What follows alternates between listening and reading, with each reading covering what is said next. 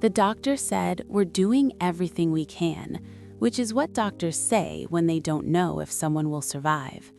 I sat in the hospital waiting room, staring at my hands, thinking about the fight we'd had that morning, how I'd snapped at my husband Ryan for leaving dishes in the sink, how he'd rolled his eyes and said, "Always something with you." How those might have been the last words we ever said to each other, because 3 hours later, Ryan had a massive heart attack at work at 42 years old. And I sat there bargaining with God, the universe, anyone who'd listen. Please let him live. Please give me another chance. I'll never take him for granted again. My name is Monica, and this is the story of how I almost lost my husband and how it changed everything. Before I continue, please subscribe to my channel. Your support helps me share more stories like this. We'd been married for 15 years, comfortable, settled, taking each other for granted in the way long married couples do. We bickered about stupid things, dishes, laundry, who forgot to buy milk, the everyday irritations of sharing a life. We stopped saying, "I love you," unless it was reflexive, end of phone calls, before bed, automatic and meaningless. We stopped really looking at each other, stopped having real conversations, stopped appreciating what we had.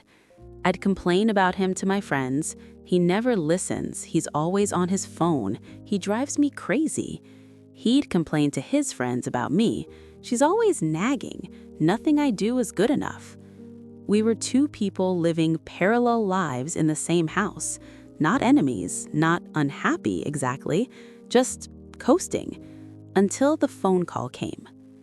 "Mrs. Patterson, your husband collapsed at work. He's been taken to county hospital. You should come now." The drive there was a blur. All I could think about was that morning's fight. Dishes. We'd fought about dishes. And I'd been annoyed, rolled my eyes, thought, here we go again. Now he might die, and dishes would be the last thing we fought about. The waiting was excruciating. Hours of not knowing, of doctors coming out with updates that weren't really updates. He's stable but critical. We're monitoring closely. The next 24 hours are crucial. I called his mother, his brother, our kids, teenagers, terrified, and I thought about all the moments I'd wasted, all the times I'd been irritated instead of grateful, all the days I'd spent wanting him to be different instead of appreciating who he was. He left dishes in the sink. So what? He was alive. He came home every night. He loved our kids. He'd been my partner for 15 years. And I'd spent those years noticing everything he did wrong instead of everything he did right. He survived. 3 days in ICU, a week in the hospital, months of recovery. And I got my second chance. The first night he was home, I watched him sleep. Really watched him, the way I used to when we were first married. Gray hair I'd stopped noticing, lines around his eyes from years of smiling, the rise and fall of his chest, proof he was breathing, alive, still here. I cried, not from fear this time, from gratitude. He was here. We'd gotten more time. Everything changed after that. The morning routine changed. Instead of rushing past each other, grabbing coffee and leaving, we sit together. 5 minutes. Sometimes we talk, sometimes we just sit. But we're together, present, grateful. I don't nag about dishes anymore. Sometimes he leaves them, sometimes I leave them. We're both human. It doesn't matter. What matters is we're both here to leave dishes in the first place. We say, "I love you," and mean it now, not automatic, intentional. I love you when he brings me coffee. I love you when he laughs at a show we're watching. I love you for no reason except he's sitting next to me and I'm grateful for it. We touch more, hold hands watching TV, hug before work, kiss goodnight like we did when we were newlyweds. Not because we're trying to fix our marriage, because we're grateful to have a marriage to be in. We have date nights now.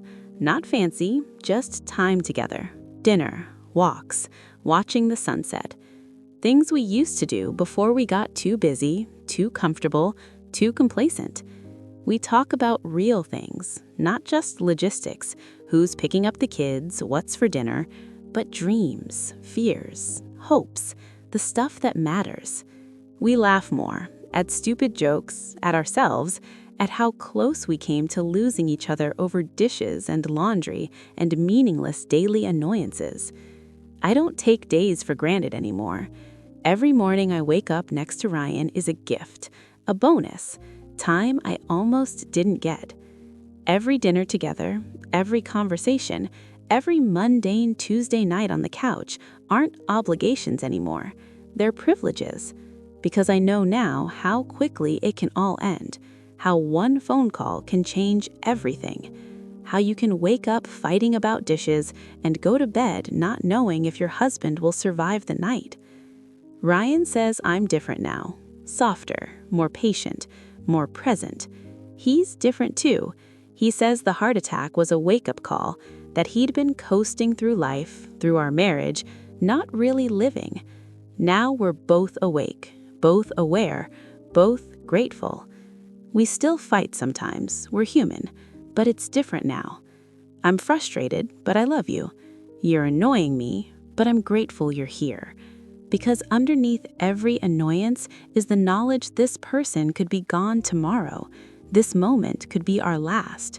So we choose gratitude over irritation, connection over convenience, love over being right. Last week, Ryan left dishes in the sink. Old me would have sighed, gotten annoyed, made a comment. New me walked over, kissed him, and said, "I'm so glad you're here to leave dishes in the sink." He laughed, pulled me close. I'm glad I'm here too. If this story touched your heart, please consider subscribing to this channel. Every subscriber helps me share more meaningful stories like this. Thank you so much for being here.